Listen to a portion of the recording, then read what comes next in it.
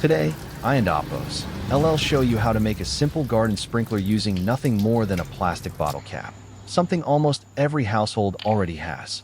First, I prepare a plastic bottle cap and a PVC reducing adapter that fits the water pipe connection. Next, I use a drill to make many small, evenly spaced holes in the bottle cap. These tiny holes allow the water to spray out in a fine, even pattern, making it perfect for watering plants while helping to save water. After drilling, Don and Appos forget to clean away all the plastic shavings and burrs around the holes. This ensures smooth water flow and helps the sprinkler work more efficiently and last longer. With just a few simple steps, you can create a practical sprinkler head for your garden, flower beds, or potted plants without spending money on expensive equipment. If you find this DIY project helpful, let me know where you and Appos re-watching from by leaving a comment below. I and Appos love to connect with viewers from all around the world and see how many countries are represented here.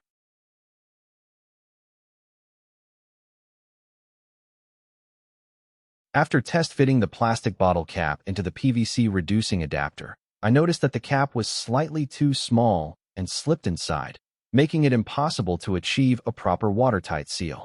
If left this way, water would easily leak, and the sprinkler would not perform efficiently. To solve this problem, I decided to modify the adapter for a perfect fit. I took a short piece of PVC pipe with a suitable diameter, applied an even layer of PVC cement to the contact surface, and carefully inserted it into the reducing adapter. Once everything was aligned correctly, I secured the assembly in a bench vise to keep it firmly in place. Clamping the piece tightly made it much easier to cut accurately while preventing any movement during the process. Next, I used a saw to trim away the excess PVC pipe until it matched the desired size.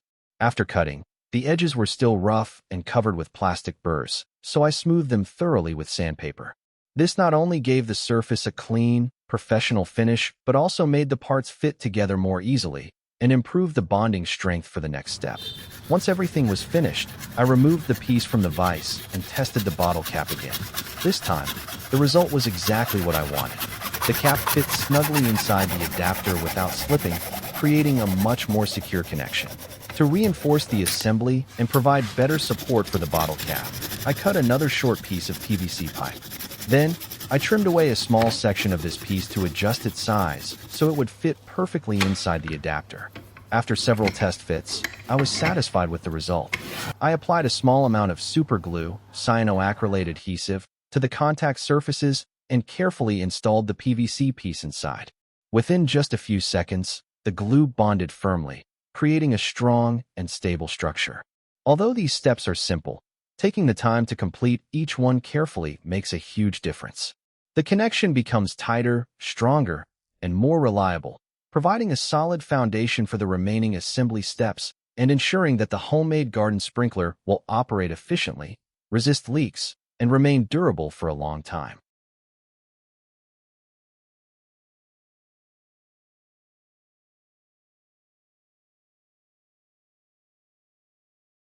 At this point, the homemade sprinkler head is finally complete and ready for the final assembly. Now it and Appos. It's time to put all the components together to create a fully functional garden sprinkler.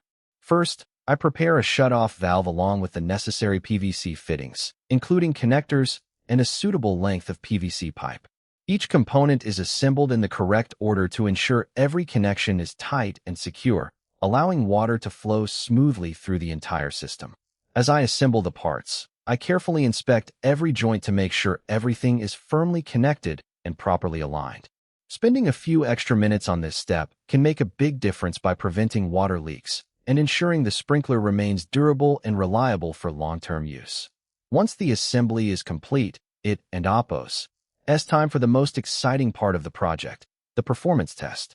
I connect the finished sprinkler to the water supply, tighten all the fittings, and slowly open the valve. Within seconds, water begins flowing through the system and sprays out from the bottle cap that I drilled earlier. The results are exactly what I was hoping for. The water sprays out with impressive pressure, producing an even pattern that covers a wide area. Thanks to the carefully drilled holes, the water is divided into multiple fine streams, making it ideal for watering vegetables, flowers, potted plants, or even cooling down a small garden while using much less water than a traditional hose. The best part is that this entire sprinkler is made from inexpensive, easy-to-find materials, yet its performance exceeds my expectations. If you enjoy simple, affordable, and practical DIY projects like this, I encourage you to build one yourself and share your results. You might even come up with your own improvements to make the design work even better for your needs. If you found this video helpful, Don and Appos, don't forget to give it a thumbs up, leave a comment, and let me know what DIY project you and Appos do you like to see next. And before you go, have you subscribed to my channel yet? If not, please hit the subscribe button and turn on the notification bell so you and Appos don't miss any of my upcoming DIY tips, creative projects, and useful ideas. Thank you so much for watching, and I and Appos, LL see you in the next video.